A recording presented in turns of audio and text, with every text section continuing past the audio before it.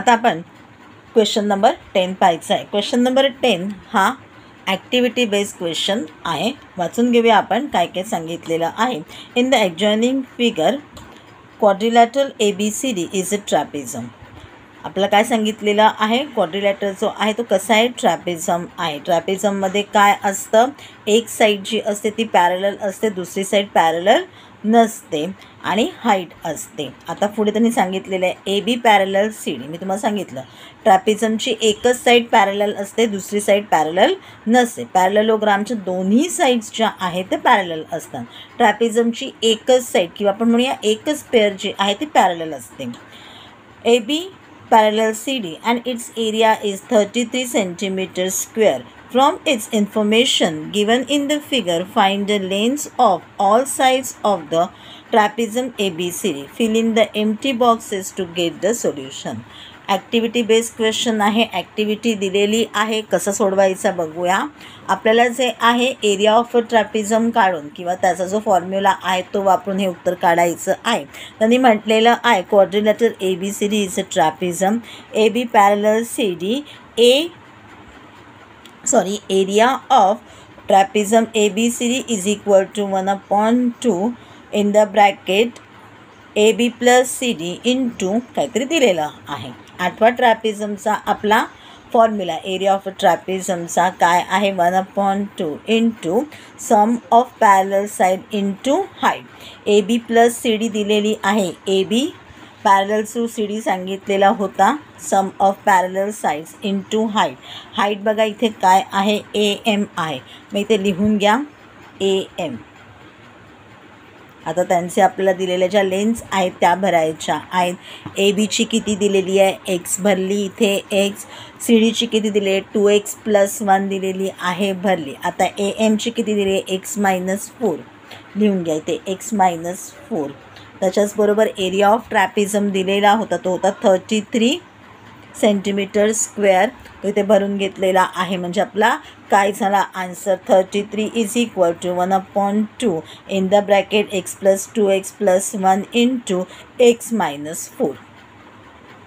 बाकीचं भरून घ्यायचं. आता इथे 33 equal to 3x + 1 into x-4.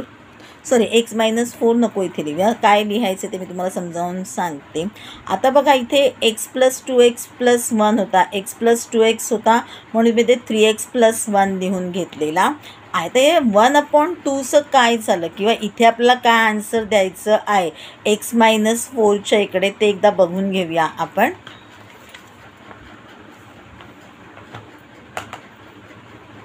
मला 1/2 जो आहे तो कॉमन आहे. 1/2 कॉमन असल्यामुळे मी काय केलं इथे, 1/2 कॉमन असल्यामुळे मी इथे काय करणार आहे, x-4 मधून सुद्धा काहीतरी कॉमन काढून घेणार आहे. ते कसं काढायचं ते आपण बघूया. ओके, 1/2 पहिली जी स्टेप आहे ती आपण लिहून घेऊया, 3x + 1 इंटू x-4. आता मला 1/2 सारखं काहीतरी ते x-4 मधलं कॉमन काढून घ्यायचं आहे, म्हणजे तेव्हा ते माझे कटआउट्स होणार आहेत. तर x-4ला जर का मी म्हटलं 1/2 मला कॉमन काढायचं,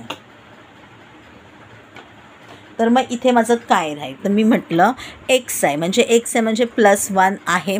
ओके, तर 1/2 इंटू किती केल्यावरती मला x उत्तर येईल, तर 1/2 केल्यानंतर मला x उत्तर येईल का, की 2/2 केल्यानंतर मला x उत्तर येईल, तर मला 2/2 केल्यानंतर x हे उत्तर येईल. कसं ते सांगते. 2 आपण ह्यानी करूया, तुमच्या लक्षात लवकर येईल.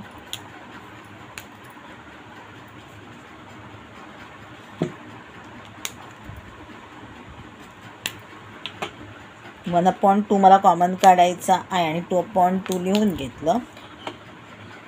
कॅपिटल म्हणते, न्यूमरेटर आणि डिनॉमिनेटरचे 2 मी कटआउट केले. 2 1 जा 2, 2 1 जा 2. आन्सर काय राहिलं, 1/2 राहिलं. 1/2 बाहेर आला, 1/2 आतमध्ये राहिला. म्हणजे 1/2 कॉमन काढल्यानंतर काय झालं माझं इथे, 1/2 x हे कॉमनमध्ये राहिलं. आता इथे पुन्हा परत 1/2 कॉमन काढलेला आहे. 4 समोर दिलेले आहेत म्हणजे काय आता इथे होईल 2 1 जा 2 2 2 जा 4. आतमध्ये काय राहील 2 राहील.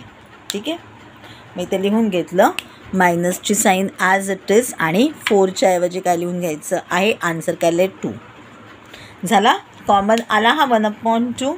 आता हा कॉमन आला 1/2 त्याच्यामुळे काय झालं हे दोन्ही कॉमन नंबर्सचे आहेत ते मी कटआउट करून घेतलेले आहेत. ही पुढची स्टेप दाखवते तुम्ही कशी लिहाल तुमच्या रेफरन्ससाठी ती दाखवते. 1/2 3x + 1 इंटू 1/2 1/2x - 2 अशी लिहून घ्या पहिलीवाली स्टेप. त्याच्यानंतर 1/2 1/2 कॉमन निघालेले आहेत आणि म्हणून ते दोन्ही कटआउट झालेले आहेत आणि मग डायरेक्ट आन्सर आलं 3x + 1 1/2x - 2. पहिल्या वेळेला कदाचित लक्षात येणार नाही, बघितल्यावरती डायरेक्टली 2-3 वेळा व्हिडिओ बघा किंवा 2-3 वेळा हा भाग बघा म्हणजे तुमच्या लक्षात येईल की कसा कॉमन काढलेला आहे. आता आपण आपल्या पुस्तकामध्ये ॲक्टिव्हिटीमध्ये हा नंबर्स टाकून घेऊया. मी काय म्हटलं तिकडे तुम्हाला 33 3x + 1 आणि इथे काय आलेलं आहे आपलं 1/2x - 2 लिहून घ्या. इथे 1/2x - 2. आता काय झालेलं आहे आता मधली डायरेक्ट त्यांनी स्टेप घेतलेली आहे कशी ते दाखवते मी तुम्हाला. 33 इकडे कॉमनमध्ये आहेतच ते आपल्याला भरून घ्यायचे आहेत. ओके, आता यांचं मल्टिप्लिकेशन करून घ्यायचं आहे. करून घेऊया आपण मल्टिप्लिकेशन. ठीक आहे, आता 3xनी मी समजा 1/2x ला मल्टिप्लिकेशन केलं तर 3 × 1/2 म्हणजे 3/2x², कारण x × x² मग मी 3xनी 2ला मल्टिप्लिकेशन केलं तर आन्सर आला 1 + 1 - म्हणजे -3 × 2 6x. आता जे आहे मी +1ने मल्टिप्लिकेशन करणार आहे. Plus into plus plus 1 × 1/2x म्हणजे आन्सर आलं 1/2x ± -2 1 जा 2. आता 6x आणि 1/2x सेम आहेत म्हणजे त्याचं प्रथम मी प्लस मायनस जे काही त्याची सम काढून घेणार आहे. 1 मायनस आहे 1 प्लस आहे म्हणजे मला करायचं आहे मायनस आणि साईन मोठ्याची येणार. तर कोणता नंबर मोठा आहे तो ते बघूया. आता 6x आणि 1/2 त्याचं प्लस करायचं आहे. समजा आपण विचार केला मायनसच करायचं आहे आपण मायनस करून घेऊया.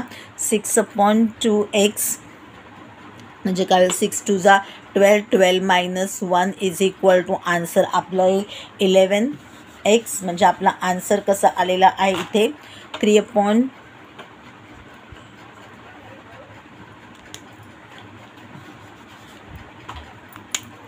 -11/2x - 2 = 60 = 66 म्हटलं का मी 33. ठीक आहे, आता 33 हे त्याचं आपलं उत्तर होतं एरिया ऑफ ट्रॅपिझमचं.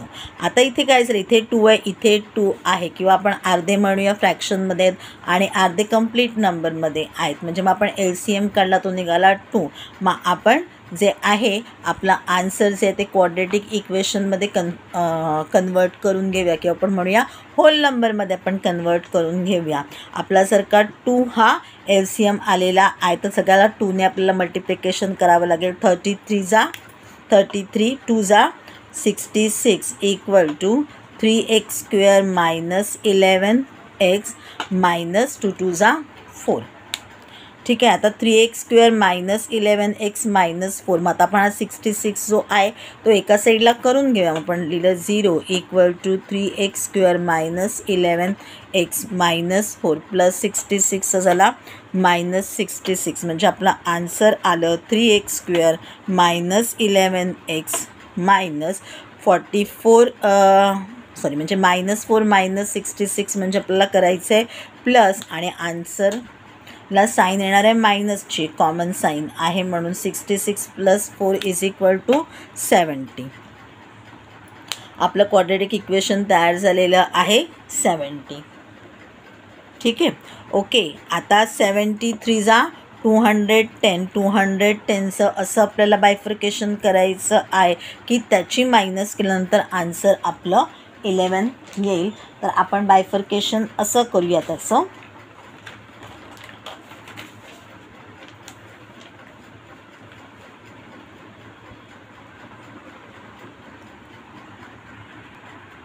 सोपं बायफर्केशन. 21 10 जा 210 आणि 21 मधून 10 मायनस केले, आन्सर 11 आलं. फक्त काय करायचं आहे, ग्रेटर वनला मायनसची साईन द्यायची आहे आणि स्मॉलरला प्लसची साईन द्यायची. त्याच वेळेला काय होईल, ते मायनस होईल आणि आन्सर 11 येईल. आणि आन्सर -11 येण्यासाठी -21 + 10 म्हणजे आन्सर -11 होईल. मग आता पुढचं जे आहे मी तुम्हाला करून दाखवते, कारण जो आहे ह्याच्यानंतरची डायरेक्टची जी स्टेप आहे ती त्यांनी दाखवलेली आहे. 3x² - 21x + 10x - 70 = 0. आता कॉमन नंबर काढूया. 3x² 21 म्हणजे आपल्याला कॉमन मिळाला 3x कॉमन मिळाला.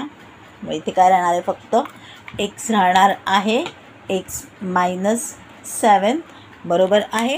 ह्याच्यामध्ये आता 10x - 70मध्ये आपल्याला प्लसची साईन ॲज इट इज लिहून घेऊया. 10 आपल्याला कॉमन मिळाला, x - 7 = 0. म्हणजे मग काय झालं, x - 7 आणि 3x + 10 = 0.